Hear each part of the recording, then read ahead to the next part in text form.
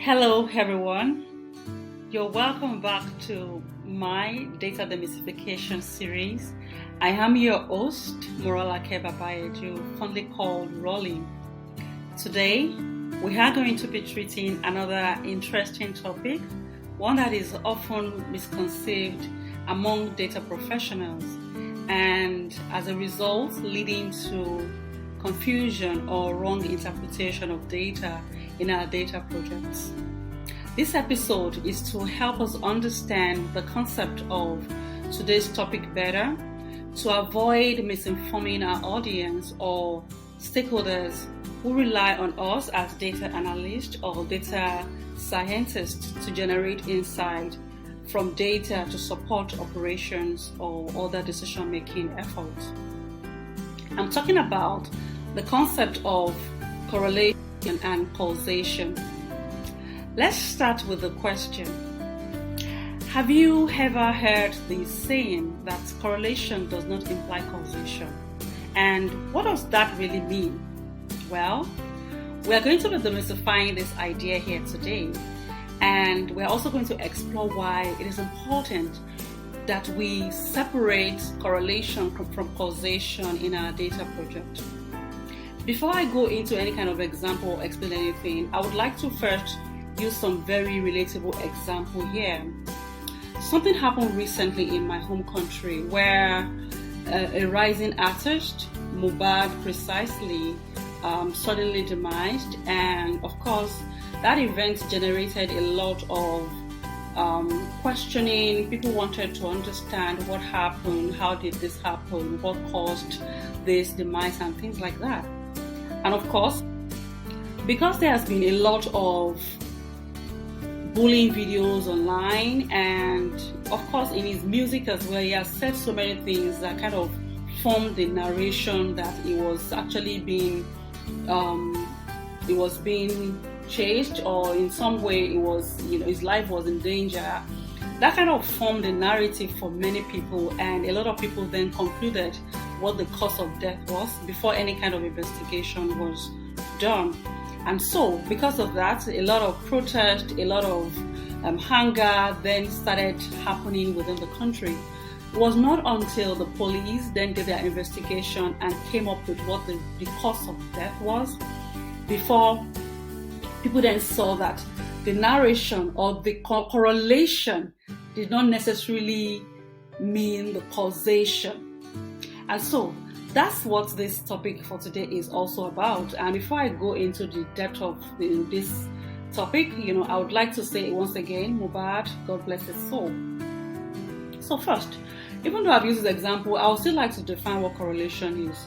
Correlation refers to a statistical relationship between two variables.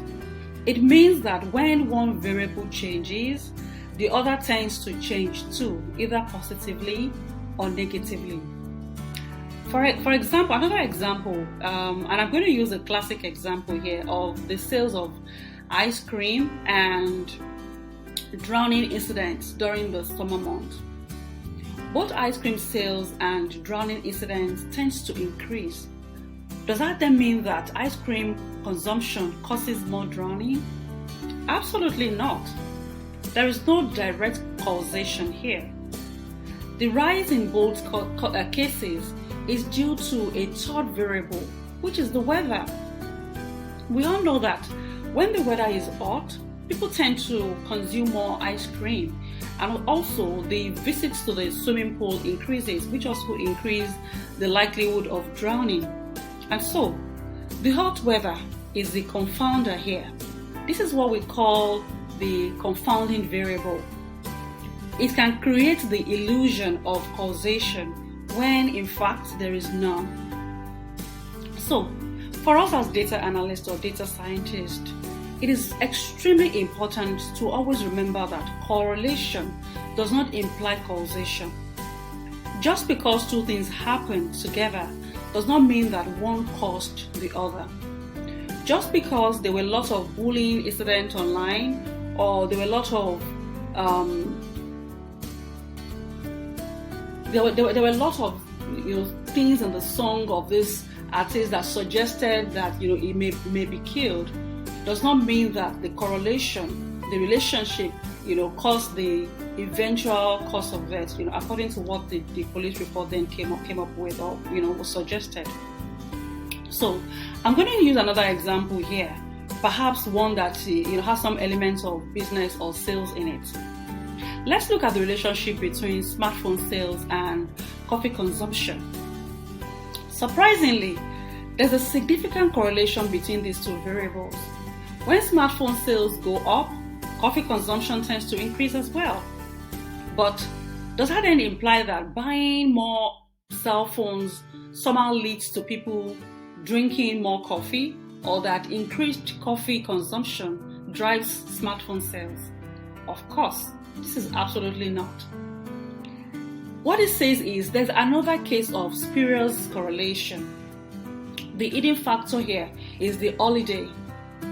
During the holiday season, both the smartphone sales and coffee consumption typically surge. People buy smartphones as gifts for themselves, as gifts for their loved ones, and so this, generally increases the sales of phones.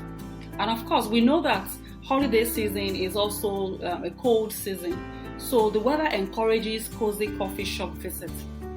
This example demonstrates how correlation can appear in business-related data due to some external factors like the holiday season, which then affect both the smartphone sales and coffee consumption without suggesting any causation between these two variables.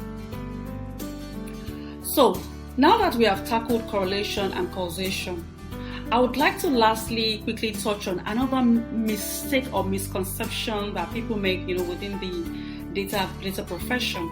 And so the idea that all data is completely objective, it's a very wrong conception. It is important that we know that the output of data is not absolute. Data collection isn't always as objective as we would like it to be. In many cases, bias can creep into the data, or at any point in the data pipeline.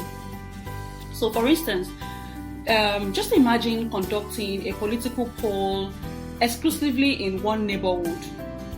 That data would likely be biased towards the opinions of that specific area.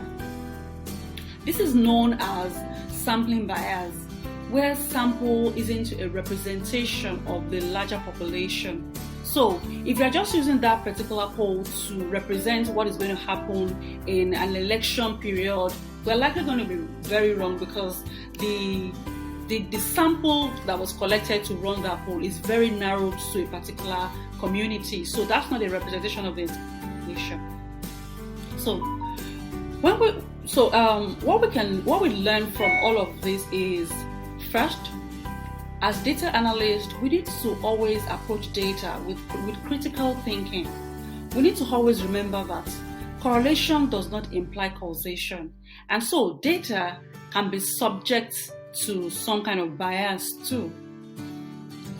When we see any kind of correlation in our data, it's important that we should always put on our probing cap and ask ourselves if there could be any alternative explanation. Could there be some kind of locking variables causing the observed relationship? We should not always jump to conclusion based on a single data set.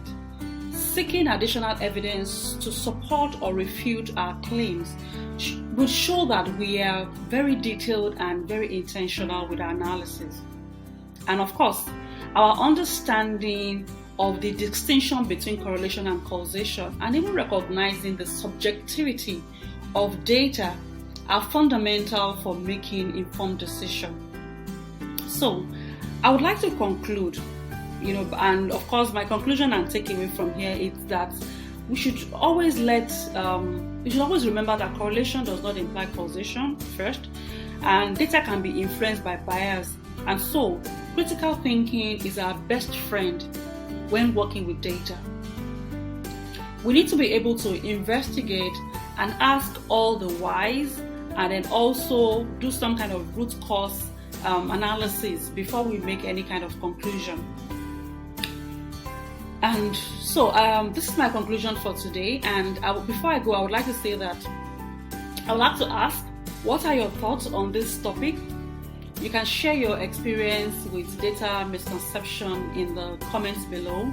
And if you find this video helpful, don't forget to like it, to share, and to subscribe. And of course, you can share with the people that may also like to benefit from demystifying data. So thank you very much for joining me today, and you can look forward to another exciting topic of data demystification next week. Until then, keep questioning, keep learning, and keep demystifying data. Once again, I would like to say God bless the soul of the demised artist Mohbad Ilerioluwa Aloba. Thank you very much, everyone. Enjoy the rest of the day. Bye.